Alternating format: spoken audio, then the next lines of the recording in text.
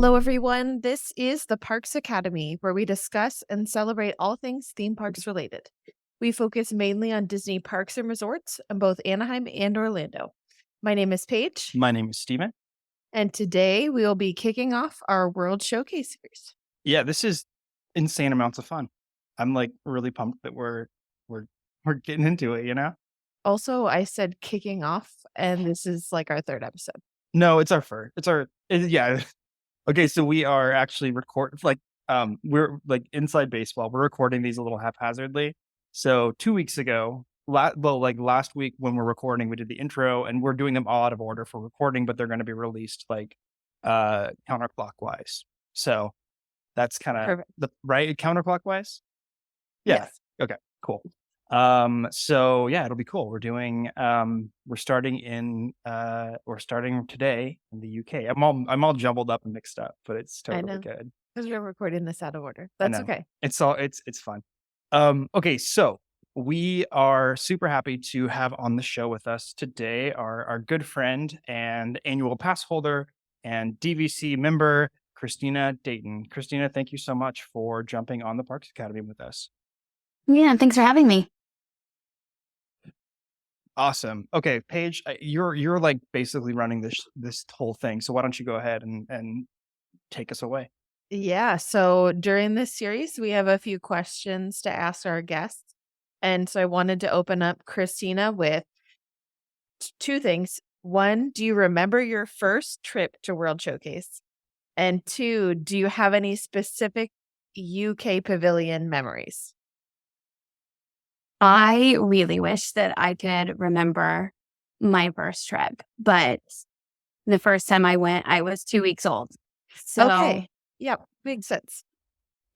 I'm pretty sure I slept the whole time. And then I went again as like a 5-year-old. So my memories are very foggy and out of order. And so I don't quite remember which trip is what anymore. That totally makes sense. Yeah, but my favorite memory of the UK Pavilion. I don't know if it's like a memory or just like what I love the most about the UK Pavilion, but I have been to England and London a few times. And what I love about the pavilion in general is that one of the first things you see as you come from Canada is kind of like a little replica Hampton Court. And that's an era that I love of English history, is like the Tudor era. So when I saw that, and like I've actually been to Hampton Court, I'm like, this is amazing. And it just takes me back. That's awesome. I love that. When did you go to England? I went, in 2014. And then my husband and I went as a baby moon back in 2019. Okay. So more recently for both of those trips. Yeah. That's awesome. That's great. And you've been to World Showcase several times. Yeah, I don't even know how many now. Yeah. Yep. So I'm sure that it all runs together. And but I think that's great. That's awesome. So I'm gonna jump into the history of the UK Pavilion a little bit. It was an opening day pavilion, as most of the World Showcase pavilions were. So it opened on October 1st, 1982. The United Kingdom Pavilion represents the 4 countries of the UK, which most people just think of England. But That's it's what actually, I've always thought, was that it was just England, Right. you know? Well, most people see the confusing. Union Jack flag and they think it's the British flag. It happens all the time. But there's actually 4 countries represented in the United Kingdom, and that's England, Scotland, Wales, and Northern Ireland. Mhm. This pavilion, as you know, we're going in order, is located between Canada and France. The UK Pavilion was previously sponsored by Bass Export Limited, which is a beer. Pringle of Scotland, which is a fashion brand specializing in cashmere knitwear. And Royal Dalton, an English ceramic and home accessories manufacturer. So we'll talk a little bit about Bass Brewery, because this one is from as far as I could find, they're currently still the sponsor of the food in the UK Pavilion. The only issue with this is this company was founded in 1777 in England, and their Bass Pale Ale was their most popular brand. In 1877, it was actually the largest brewery in the world, and their iconic red triangle logo was the very first trademark in the United Kingdom. Now, it seems as though Bass has been bought out by Bush Beer, basically, and so they don't produce it in the United Yeah. States anymore. Mhm. Did you look something up about it, Yeah, or I you just I heard that? recognize the logo, and I think I may have seen it on, like, the last season of White Lotus or something. Oh, But I maybe. have a strict recollection of someone drinking Bass and having it, like, kind of be like you said Bush bought them out? Yeah, Bush Yeah, Beer bought them out. it's kinda like peat water beer. Well, they also were being produced by Coors Mm, in the United States. weird. There's a whole lot of history about this beer company. Because they've kind of folded in the US, I don't know that this is still the sponsor Sure, of the UK Pavilion, sure. but I do know that they do not serve the beer anymore. Mm. So I don't know if you or Christina, have either of you ever had this beer in the UK Pavilion that you remember? Ooh, I know that I haven't, like, for certain, I have not. Because apparently it was a big deal for people to have this pale ale. I don't know. I'm not a beer person. I am Um, not a beer person either, so I cannot speak yes. to that. If it was a wine sponsor, count me in. Or rum, also count me in. Um, it looks like, um so when I went last and I partook in a brewski over at the UK, I had a Guinness. Okay. So I think yeah, I mean, I that's what I had, and I had it with their fish and chips, but I'll both get to food, I would imagine. We'll get there, Yes, we will. but I've never had a bass, and I think that I would probably steer clear of it, Okay. I have no most idea what it was likely. like. It was just popular. That's all I know. And they were a big sponsor. So the other major sponsor, um, and I never know if I'm saying this correctly, but I drink this tea every single morning, is Twinings. Christina, do you know if that's right? I don't know. I say Twinnings. So You say Twinnings. Okay. We'll call it Twinnings because yeah, Christina I says really yes. don't know either. Actually, I've never thought about it. I drink their English breakfast Mhm. tea literally every morning and have always called I it love Twinings. my Lady Grey tea. Oh, Also. yes. There you go. I drink Earl Grey and English breakfast, usually English breakfast in Hmm. the morning, Earl Grey in the evening. And you always English breakfast is delicious. It is so you always do your nice. milk in first, like a proper English lady. Correct. I put my milk in, then the tea, then the sugar. My great grandma was actually from England, so I learned that from my mom. So Twinnings and Company is another major sponsor, including the Tea Caddy shop. And then they often has displays at several EPCOT festivals. So my personal favorite is when they do the tea garden during the Flower and Garden Festival. And they have all Mhm. those adorable little like tea cups and saucers with the tea bag sticking out of them. I think that's just a fun little thing. Have you ever seen any other festivals at Epcot where this has been incorporated, Christina? Not necessarily, but I have seen where they have, like, a little tasting thing out back, like, not in the front that Okay. you normally see, but as, like, you go around in the garden, they have, like, a little stand once set up, and they have a couple of different, like, iced versions of tea that you could pour Oh, and fun. taste. That's awesome. Yeah, I could drink tea all day long. I would love a little tea tasting. That's awesome. Um, the last thing here about the history is that when it first opened in 1982, it featured one restaurant, which is the Rose and Crown, and 6 shops. So on opening day, they had the Tea Caddy, the Queen's Table, the Biscuit Barrel, His Lordship, Pringle of Scotland, and the Toy Soldier. So some of those may sound familiar if you've been recently or over the years. But I do want to talk about some of the changes that have happened in this pavilion because not all of those shops have been here the whole time, and we don't have all of those shops still. So in 1986, the Biscuit Barrel became Country Manor, which then became the Magic of Wales in the late 80s. That's my favorite Guided by Voices album. You know? I looked at about 30 different different searches that I did, and I cannot find what happened to the Magic of Wales. I don't know what it became. I don't know if it just Magic of Wales or Magic by Wales? Magic of Wales. Hmm. I don't know if it became one of the current shops. I don't know if they just repurposed it for something else. I could not find anything. I tried looking at EPCOT Yeah. maps from the early 90s. Like if Couldn't figure you it out. look up Magic of Wales by just Epcot in your Google search bar, there's literally, you're right, there's nothing in there. I know. Sea Base is the first thing that comes up. Soaring Around the World, for whatever reason, is pulling in SEO with that, and there's a YouTube video of making of Secret of the Whale sand sculpture, which I I could don't not know find what that is. But this was 4 or 5 sources that said Biscuit Barrel became Country Manor, which became Magic of Wales. So I don't know if one source claimed that this happened and the other 4 plagiarized their information and this isn't real, or nobody knows what happened to the Magic of Wales. Who knows? What I do know is in the late 80s, his lordship became Lords and Ladies. And then in 1995, it became the Crown and the Crest.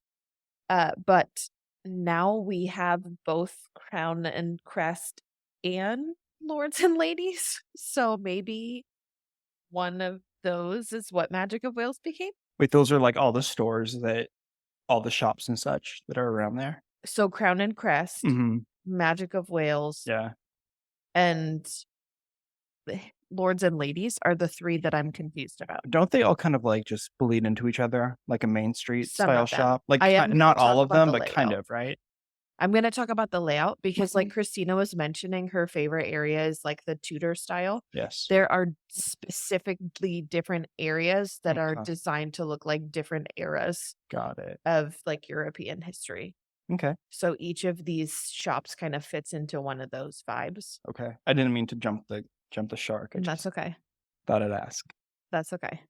Christina, did you find anything about the Magic of Wales?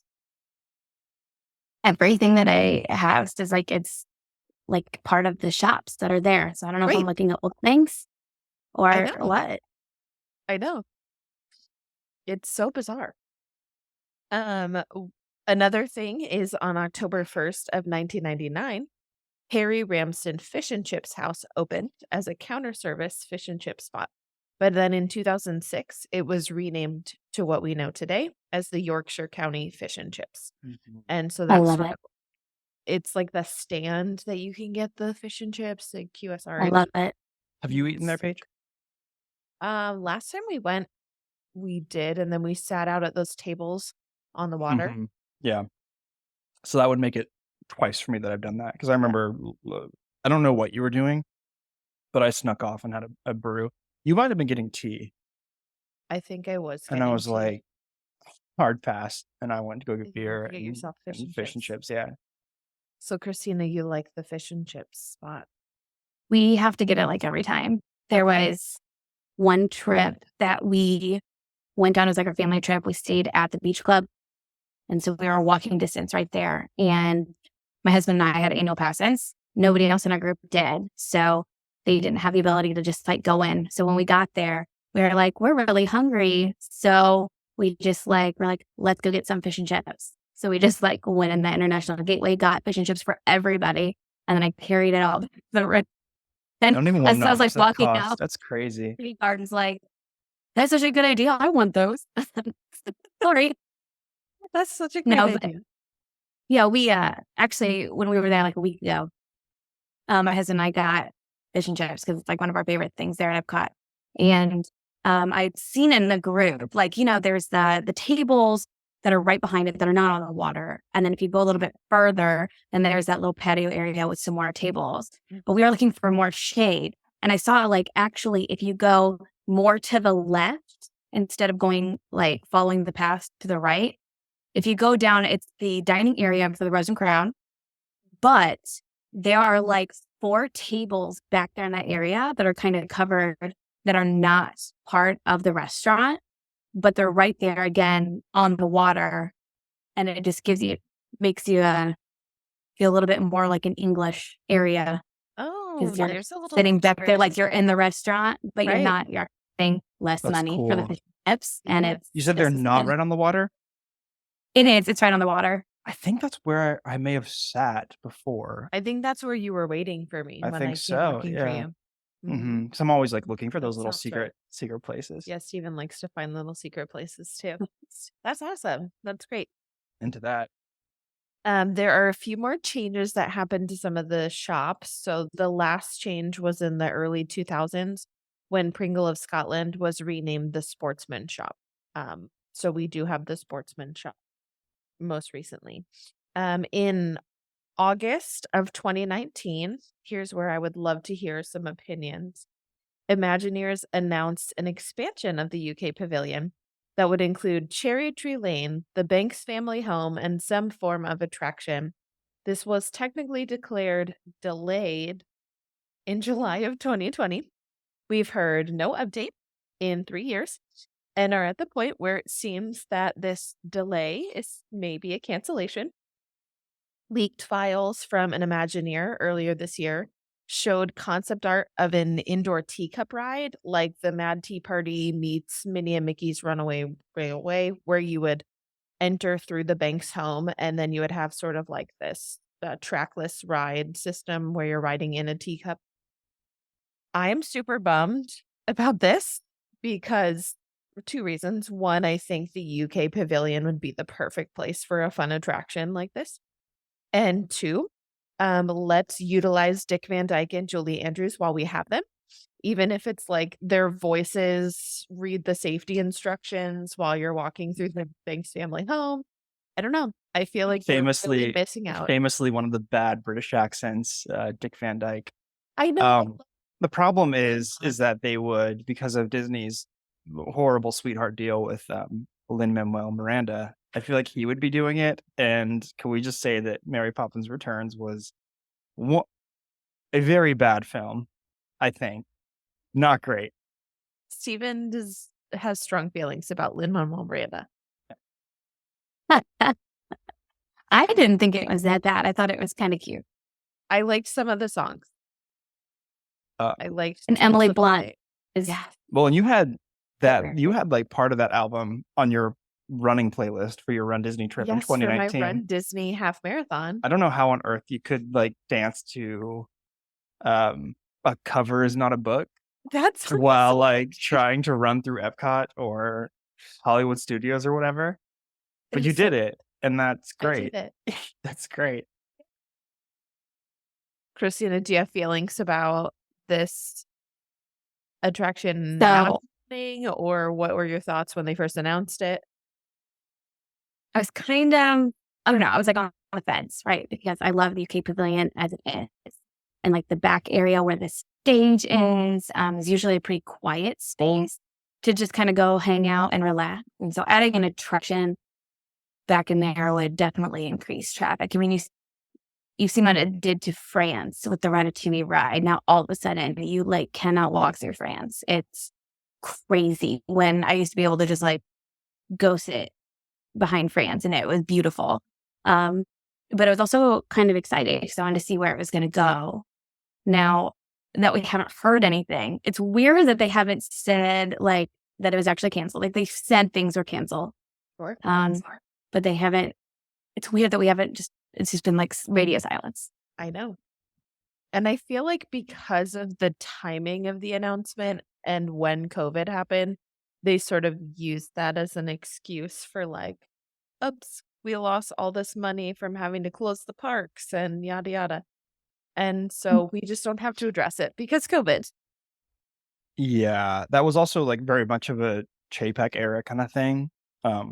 If you look at like there's some Disney sites that say that it's still going to open in 2024, which I find to be like dubious at best.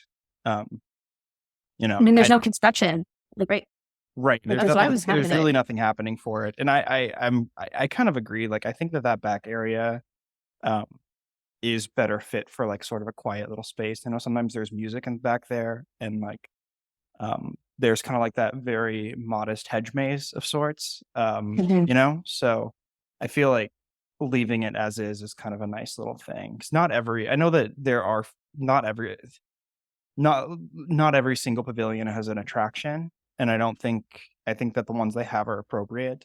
But I would hate to see attractions like overtake a little area like that, especially because yeah, it Same. is like right next to Remy's Ratatouille Adventure, and that right, they've done a really nice job of like pushing that to the back, so it's not intruding on anything. But But I the don't know what they line would do. definitely intrudes. It can.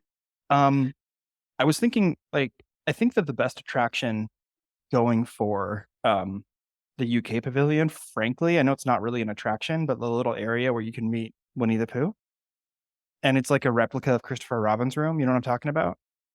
That's kind of fun because if he's not in there, you can still like look in the window and see it. And I think it's kind of a charming little spot. Yeah, there's It's not an there's some pretty attraction, but good, it's cool. yeah, meet Cool and greet. theming. There's been some pretty good meet and greets throughout the UK Pavilion over the years. I think there's a good amount of characters that come from the UK that they've been able to utilize. Um, so let's talk a little bit about the current layout of the pavilion. And Christina kind of alluded to this when she was talking about when you're first walking in and you see the Tudor area. So, like I said, each of the areas of the UK Pavilion pays tribute to an era in European history. And so, from the World Showcase Promenade, guests head down High Street to the center of the pavilion, known as Britannia Square. It's modeled after many towns throughout the UK. The square is surrounded by four main roads. So, you have Tudor Lane, Lower Regency, Upper Regency, and Britannia Lane. You have the Rose and Crown pub and dining room for a traditional British meal and an ale. Across from that is the Tea Caddy, which we talked a little bit about. And this look of the Tea Caddy was inspired by Anne Hathaway's childhood home, not the Princess of Genovia, but Did you the say wife. Anne Hathaway's? Yeah, Anne Child- Yeah, Hathaway. William The Shakespeare's actress? wife. Not the Princess of Genovia, Stephen, if you Right. No, understood my Princess Diary I reference. did, but I thought that you were saying like not from the film.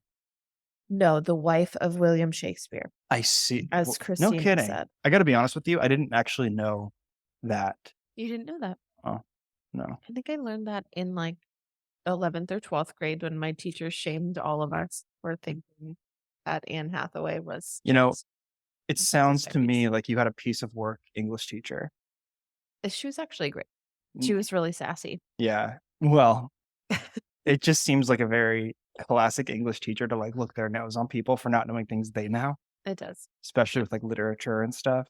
But It does. interesting. Christina and I have some really great friends who are English teachers, and they are not that way though. Yeah. Wait till they get tenure. Then all bets are off, you know? So at the Tea Caddy, you can get tea, hot chocolate, coffee made by Twinnings. We're going with Twinnings because that's what Christina told me today. Dude, I'm gonna be so embarrassed if that's completely wrong. You Like, know, I I really think the spelling makes sense with Twinnings. So don't even worry about it. In this area, you also have the Queen's Table, which is full of tea, tea sets, and dinnerware. And it's inspired by Elizabethan architecture from the 1600s. Alice and Mary Poppins are usually right behind this shop for meet and greets by the little English garden there. There's also the hedge maze that Stephen had mentioned. And sometimes Mary Poppins is actually roaming around or back by the gazebo where sometimes they will have that band playing. Now, Tudor Lane, the back of the pavilion, is designed like a residential town from the 1800s. Lords and ladies shop is there, and you can buy clothes and fragrances at this boutique. So it's sort of more of a boutique shop. The Upper Regency area contains houses with late Georgian architecture, and the Kidcot station is here, where families can meet Winnie the Pooh, as Stephen had mentioned. Then the final section has a city gate, like one from the Middle Ages, and you'll find the Toy Soldier shop and Crown and Crest. Toy Soldiers is exactly what it sounds like. They sell English games and toys, while Crown and Crest is a place to find your family's coat of arms and other British merch. This shop is based on Sir Walter Scott's Abbotsford Manor. He was a very famous Scottish novelist, playwright, historian, and poet. I did not know anything about him before doing this research. Have you guys heard of Sir Walter Scott?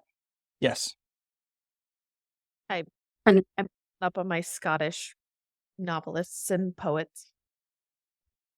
And then finally, there is a castle called the Hampton Court Palace, but built similar to the late Dark Ages, and it houses the Sportsman Shop, which sells British sporting merch. There's also the UK Beer Cart, and like we mentioned before, the Yorkshire County Fish Shop, which is QSR. So So I would like to ask a few more questions for Christina, and Stephen, you can also feel free to answer these. great. I didn't have to tell you all of what's in the UK Pavilion, Christina, because you've been so many times, you would have been able to answer these anyway. But is there anything in terms of the food, shops, attractions that you would add, change, or take away? I was actually going to say this when we were kind of talking about their attraction, like the Mary Poppins attraction. Like, I love the UK Pavilion, but I really feel like it needs something. Like, it needs something else. So it's like it's one of the only, it's not the only one, but it's one of the only ones that doesn't have like a show or like a museum type of thing to walk through. Like, don't get me wrong, I love the Yorkshire Fish Shop. It's one of the things that we go to often. I actually prefer it over Rose and Crown because I think you get more bang for your buck for the fish and chips. They're way more expensive and you get less of it in the Rose and Crown. But and I love tea, so I love going into the tea shop. And they have shopping, and they have a band that plays in the back sometimes. But you can walk right through all of it and never even go to half the pavilion. Like, there's nothing that draws people back there unless they're looking for a quiet spot. I agree. One of the things when they made the announcement in 2019 about potentially adding the cherry tree lane, my thought was even, wow, this would be a great opportunity to do like street performers, and they perform songs Do from Mary not Poppins. say Lori's. Yes. Berries. Larry's. Oh, I was thinking of Hugh Laurie from the hit show. What show was he in? House. I was gonna say Doc, but that was with Billy Bob Cyrus. Jordan.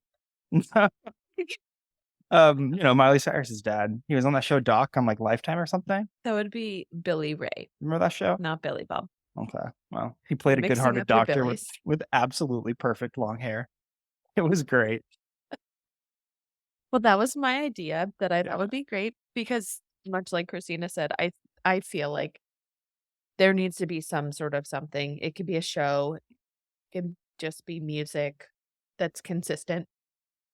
What I do think in our discussion when we were talking about the potential of that, like Mickey and Minnie's teacup experience, is I think if we did add another attraction like that, it helps with crowds a little bit because then if you have Ratatouille, you have Frozen Ever After.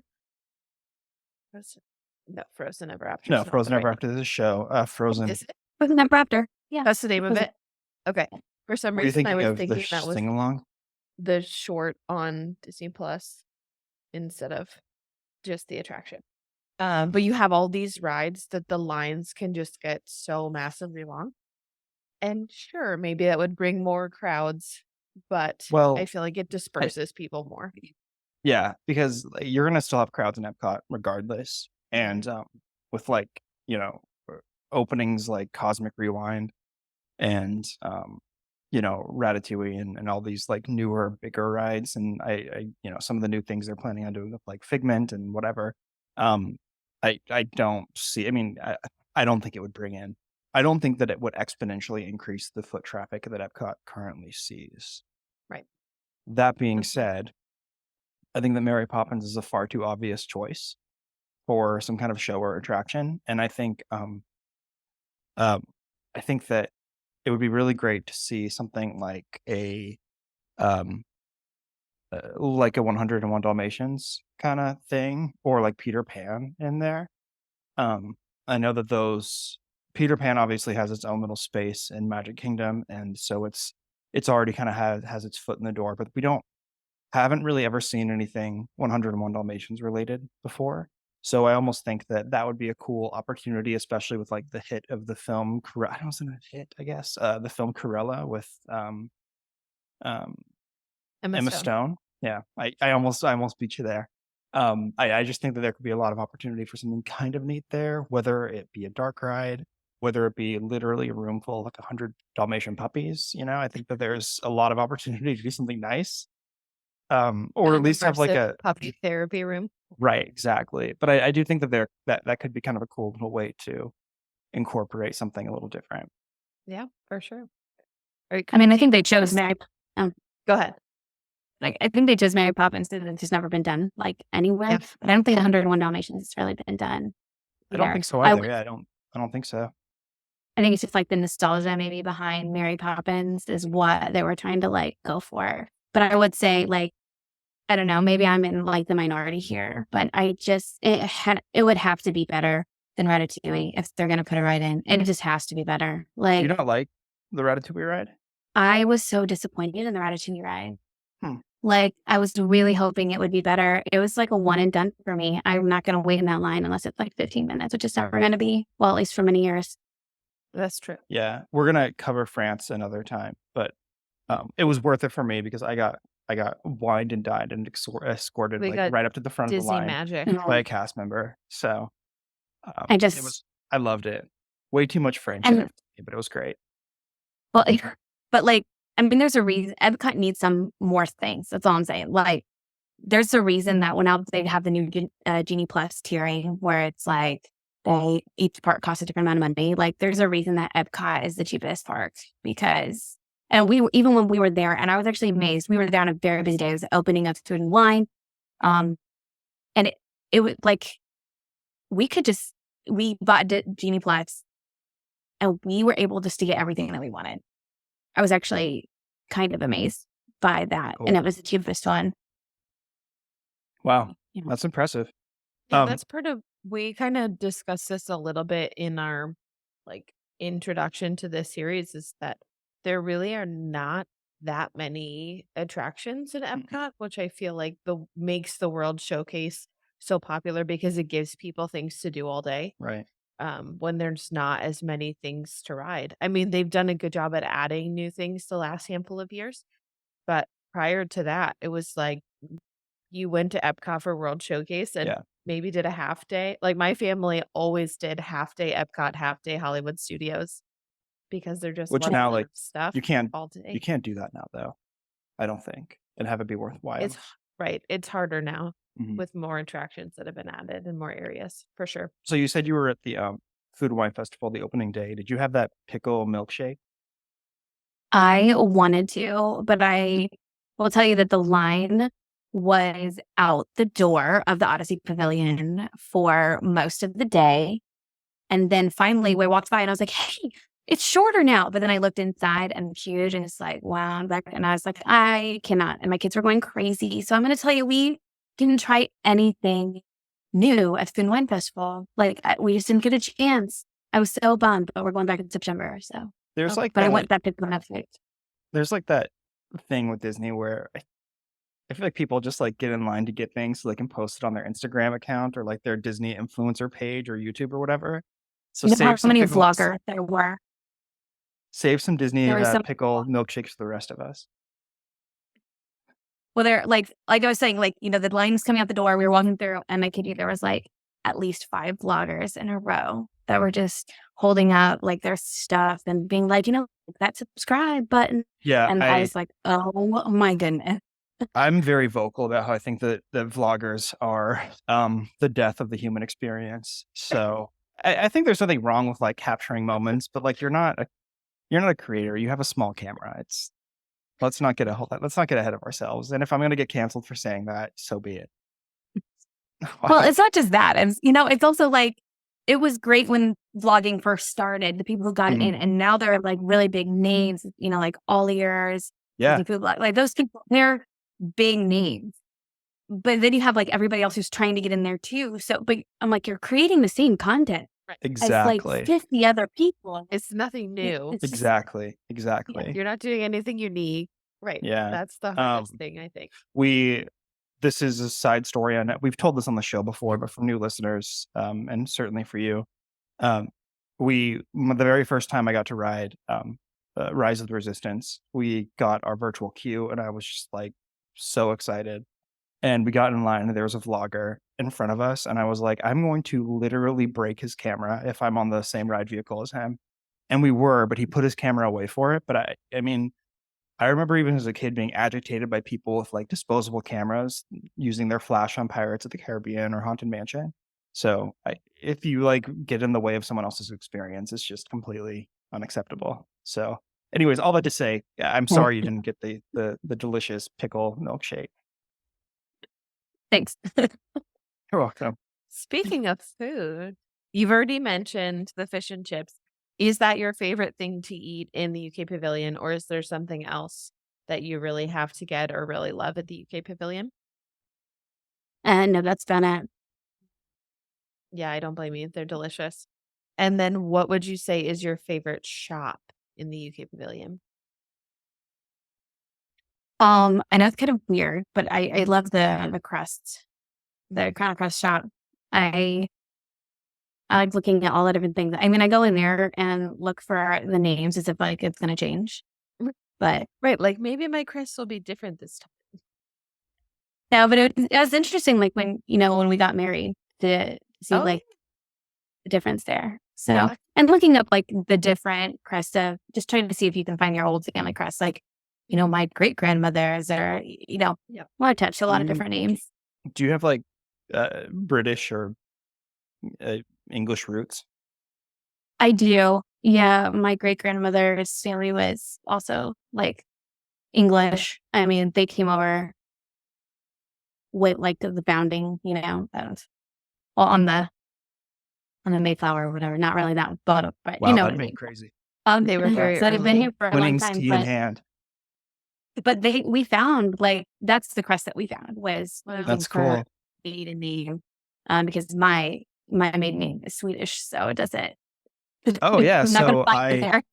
yeah, that's cool. I did not know that you were Swedish. Yeah, my grandfather. Yeah, That's cool. I don't look it. From what I know, I don't think I have any English or British heritage, but I do have Swedish heritage. So I'm like, I'll kind of go to Norway and just cosplay that, that it's Sweden. Mhm. But I don't care about the crest just because I don't. What am I going to do with the crest that says Eliason on My it? family crest. Yeah, there you go. I can do that. Oh, I don't think I've had food there besides the fish and chips, but it's usually not my like number one place to go eat. right. I just, one thing I was going to mention too that I forgot about. You were saying like, what else could they use? Fish and chips is just, it's fine. It's a good food, but it feels very obvious. It's like going to the American Pavilion and they just have like pizza and hot dogs. It just doesn't make any sense. Well, it makes too much sense is the problem. I think that they would do really well with a meat pie shop. Like really good meat pies, like curries and, pot pies and chicken and whatever, like lambs. That would be excellent. And I think that if they did that with a little like we went to a Premier League, literally it was like a Premier League meat pie shop in Seattle a couple years ago.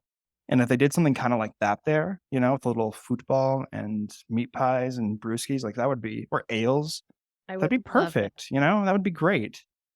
So that's what I would add, along with 101 Dalmatians therapy rooms. That's a great idea. Mhm, I I want to know. go to your United Kingdom Yeah. Pavilion. Oh, That sounds like a great idea. yeah. Thanks. I appreciate that. Wait, Can but I do just you want to add? speak? Go ahead. I was gonna add like this is something that they used to have, and it was like the Rose and Crown like tea package. They got rid of it at for COVID, and I just like never brought it back. But that's something that I would hope that they would bring back and that I could try. But it's, like a tea tasting with like the sandwiches and the teas. Mm-hmm. It was for $35. It's not bad. I That's love not bad at going to all. like tea rooms and getting all the finger sandwiches and scones and stuff. That sounds so fun to me. Yeah. Man.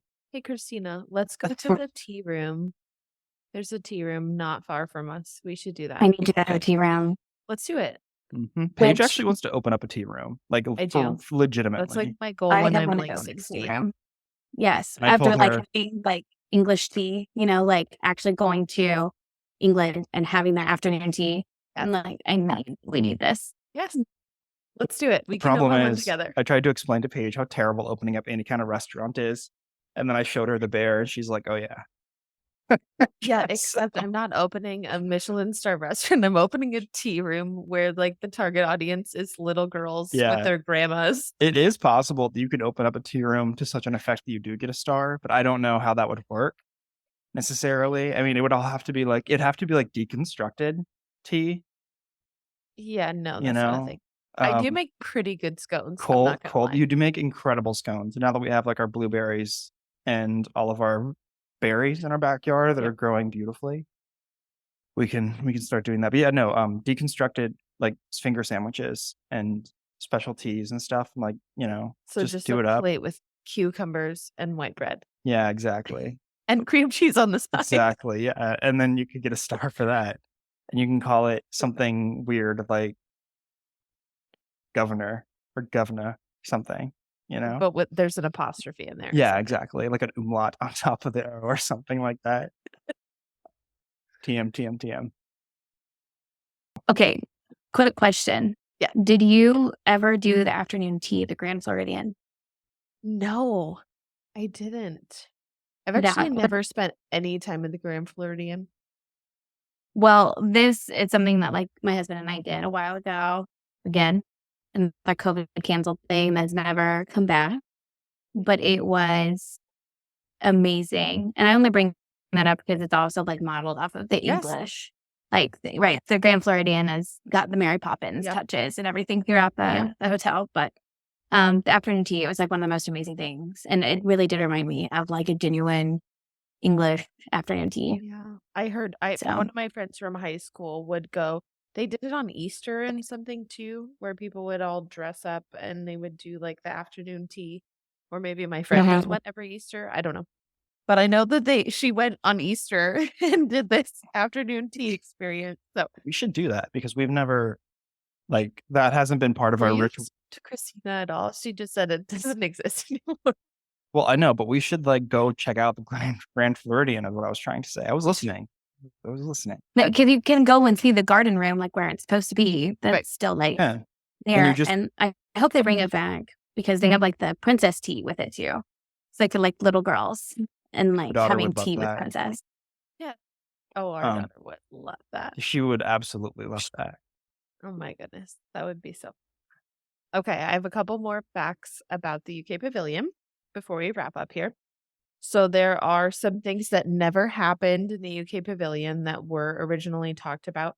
And I'm going to kind of just blow through these because there's a lot of them. Original concept art from 1975 showed a Crystal Palace restaurant building behind the current pavilion area. Also in that concept art, the layout shows an attraction where guests would board a double-decker bus and depart Piccadilly Circus every few minutes, where they would, quote, see castles, cottages, and other great sights from England.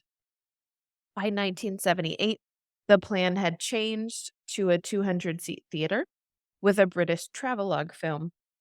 So we could have had like a movie attraction.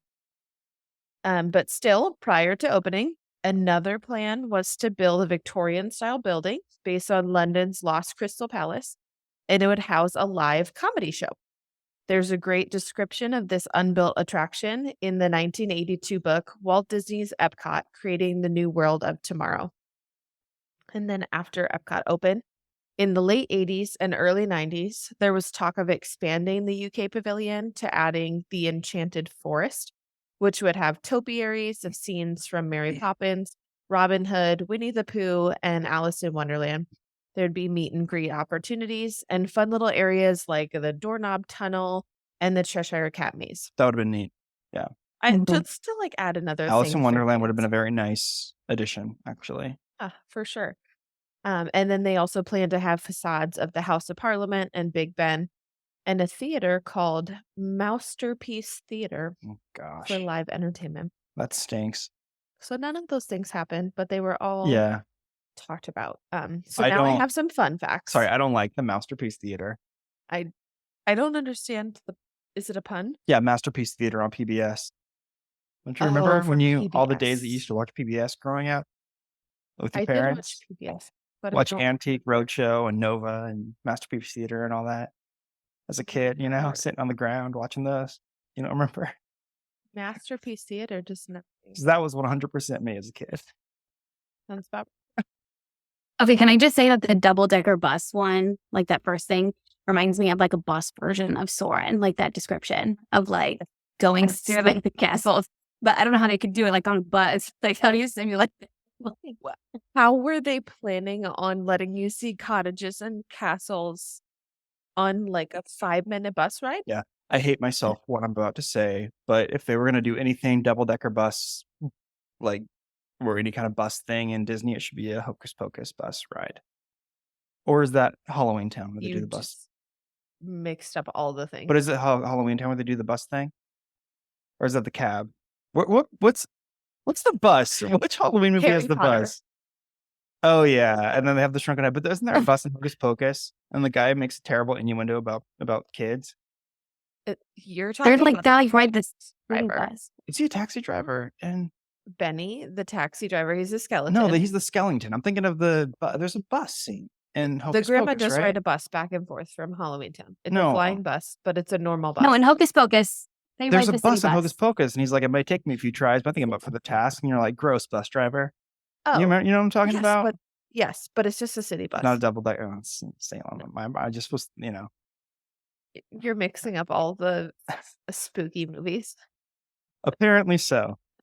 Jeez, stupid. Well, there would be no Hocus Pocus bus, unfortunately. Mhm. But yeah, that one was confusing to me too, Christina. I don't understand. A couple other things. They originally wanted to put a statue in the center of the pavilion, but they could not land on one. They couldn't decide.